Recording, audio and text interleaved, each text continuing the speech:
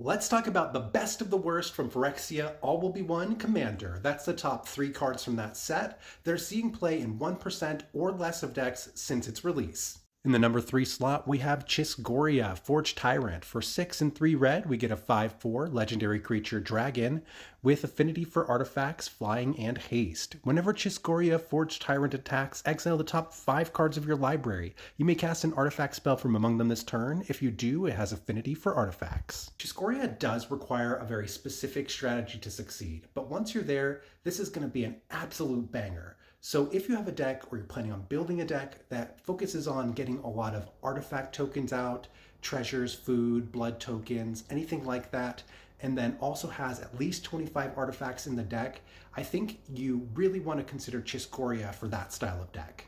In the number 2 slot, we have Staff of the Storyteller. For 1 and a white, we get an artifact. When Staff of the Storyteller enters the battlefield, create a 1/1 white spirit creature token with flying.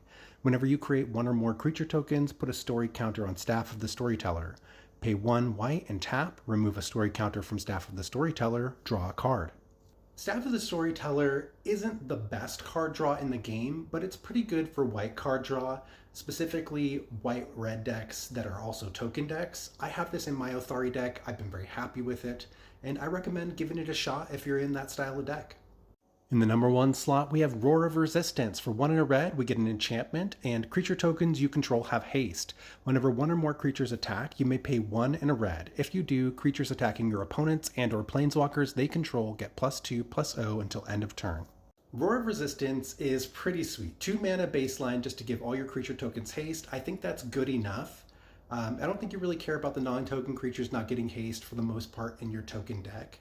But where it's really interesting is this second ability that you get tacked on. It's this political tool that you get to use. It reminds me of Duelist Heritage, which lets you give any creature that attacks double strike.